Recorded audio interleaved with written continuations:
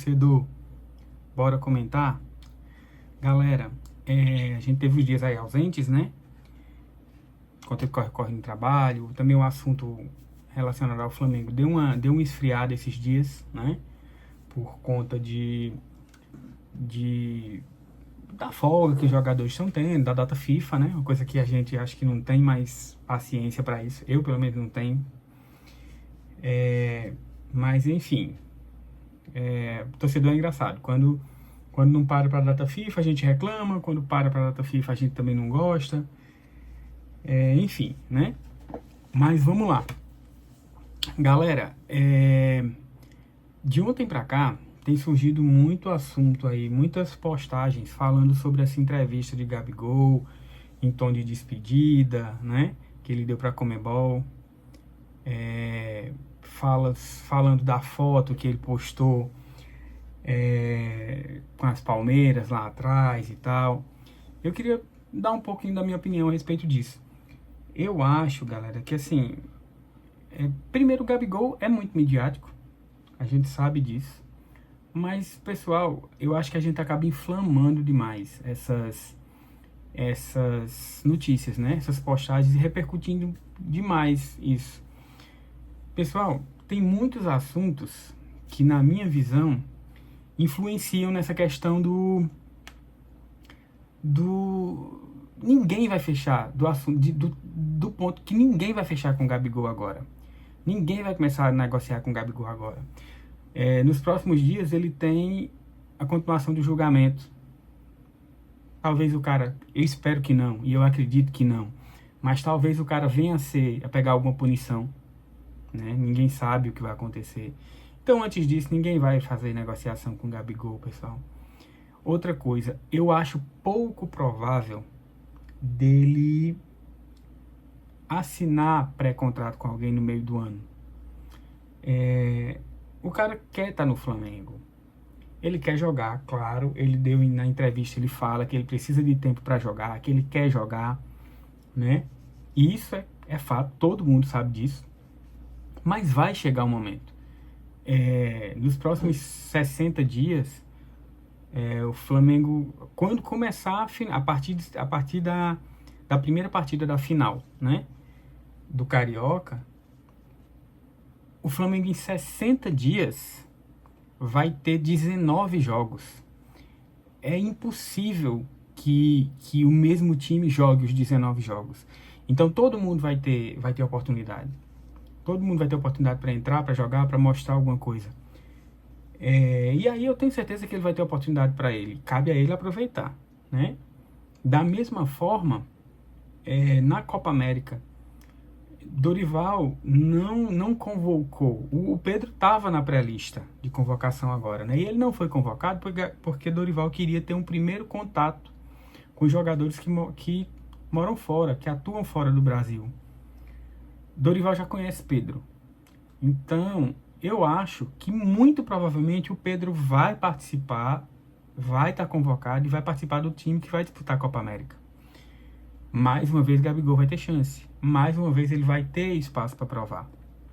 Então, eu acho que ficar repercutindo esse tipo de situação, inflamando, que o Palmeiras vai contratar, que o Corinthians vai contratar.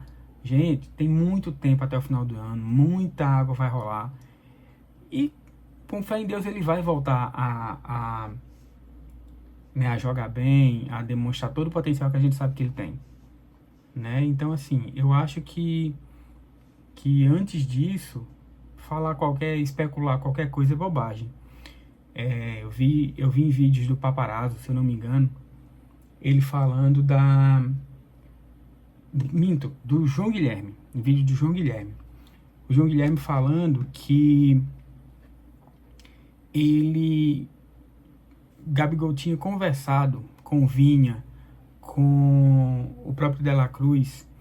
Vinha foi campeão da Libertadores pelo Palmeiras, De La Cruz foi campeão da Libertadores pelo River.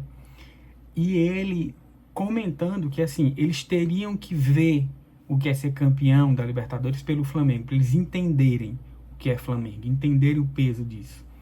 Então, assim, o cara que dá uma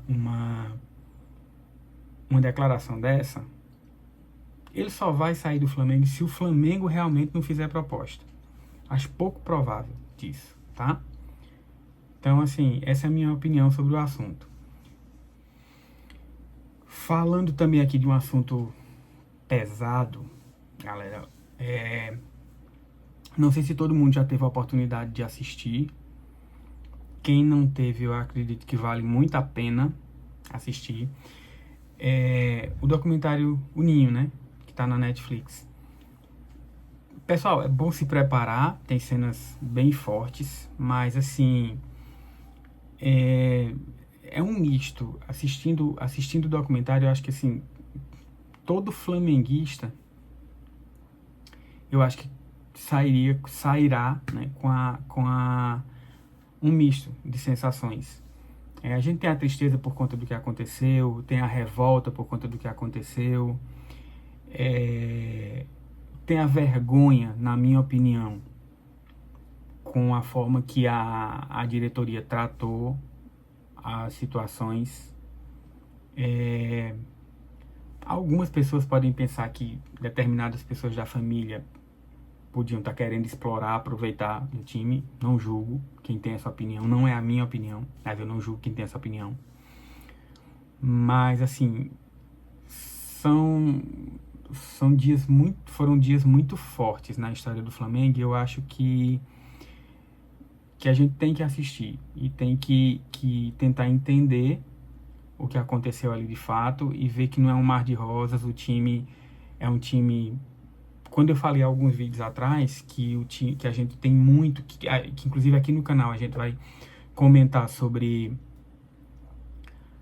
outros times também, porque a gente tem muito o que aprender. Não é porque o Flamengo hoje é o maior time da América do Sul que o time é perfeito. O time tem muita coisa a aprender, tem muita coisa a crescer e a evoluir, e tem muito time que tem determinados pontos que está à frente da gente, porque o dinheiro não é tudo.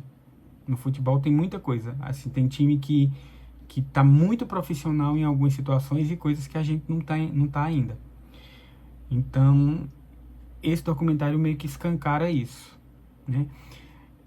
O documentário não fala de outros clubes, então a gente não sabe como os outros estão, mas fala de como a gente estava ao menos em 2019, né? Então eu acho que é muito importante para a gente ter noção do amadorismo de algumas áreas que o clube ainda tem, né?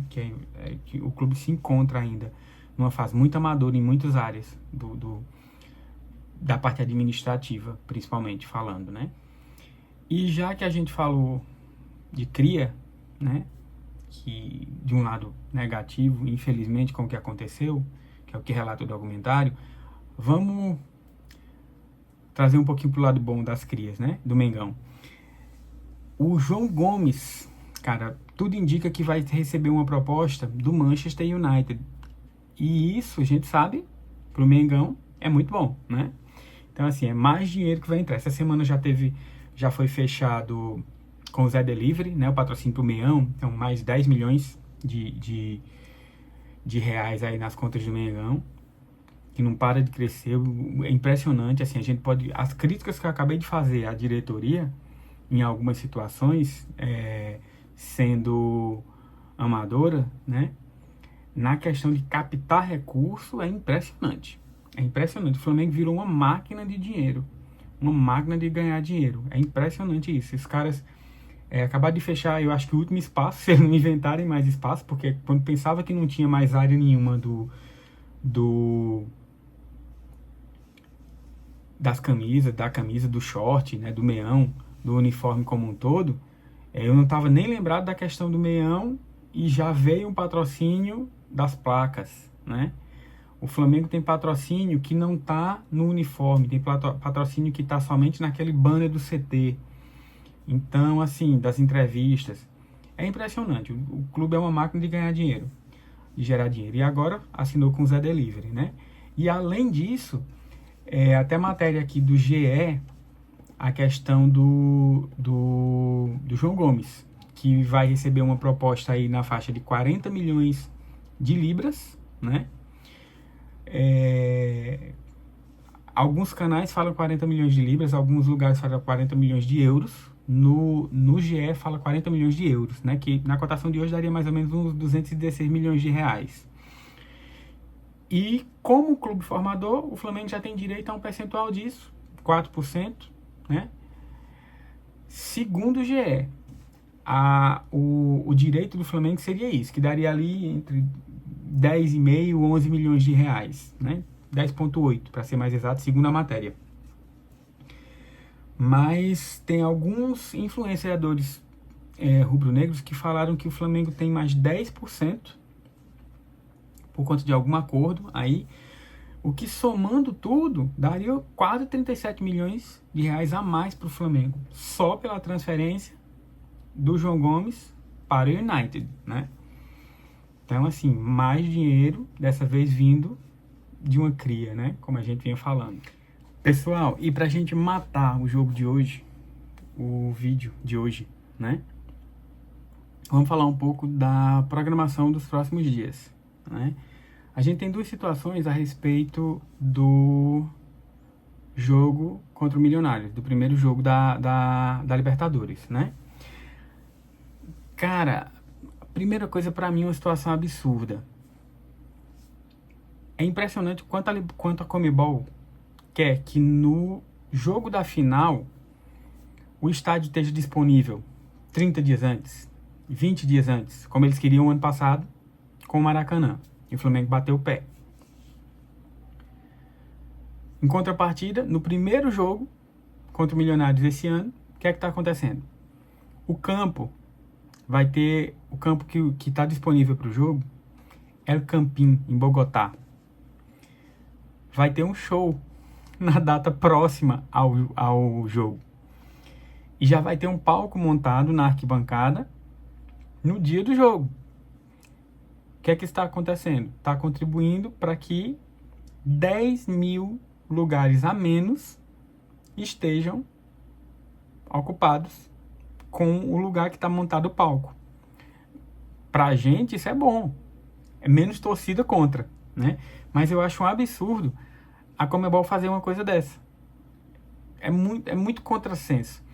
Querem uma coisa para a final, onde o mundo vai estar vendo, mas em jogos com menos expressão, no começo do campeonato, no começo da Copa, tratam dessa forma, né? Então eu acho que isso só diminui o espetáculo como um todo.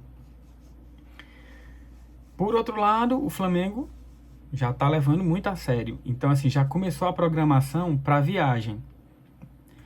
E tá espelhando o que foi feito em 2019, que é muito bom pra gente, traz muita recordação boa, né? O que é que tá acontecendo? O jogo contra o Nova Iguaçu vai ser no sábado, né, dia 30. Por enquanto a FERJ não bateu o martelo a respeito do horário. Tudo indica que será às 5 horas da tarde. Então o Flamengo joga contra o Nova Iguaçu no sábado, às 5. A equipe se reapresenta no domingo pela manhã no Ninho, faz um treino e à tarde já viajam para a Colômbia. E aí na segunda à tarde o time treina no CT que era o antigo CT da seleção colombiana, né? Lá em Bogotá. Então o jogo vai ser numa cidade na altitude de 2.600 metros de altura. Então, o time já vai estar se preparando para isso. No jogo contra o Bolívar, o que vai ser feito é mais ou menos o que o Tite fazia com a seleção. O time vai para uma cidade com altitude menor, né, na verdade, e depois, horas antes do jogo, viaja para o local da partida. Para isso minimizar os efeitos que os atletas vão sentir na altitude. Então, nesse jogo contra o Milionários, o que vai acontecer é o seguinte: o time vai para a Colômbia e vai estar lá na cidade. É uma altitude menor, então os efeitos são menores. No jogo contra o Bolívar, não. O time não vai direto para La Paz. No jogo contra o Bolívar, o time vai parar em Santa Cruz de la Sierra, que fica a 400 metros de altitude. Então, só depois que o time vai para La Paz para fazer o jogo. Então vai ficar numa altitude menor e pouco tempo antes do jogo sobe a serra para fazer o jogo lá em cima. E já retorna logo em seguida, também para minimizar os efeitos, né? Então, galera, por hoje era isso. Fazendo aqueles pedidos de sempre. Segue a gente, segue o canal, clica no sininho da notificação, dá o joinha, comenta, né? Compartilha o vídeo, chama a gente aí para ajudar a gente, ajudar o canal, que a gente vai trazer sempre, vai fazer comentário aqui, vamos trazer sempre que a gente puder e achar que tá apto para comentar um pouquinho, tá bom? Saudações rubro-negras, falou!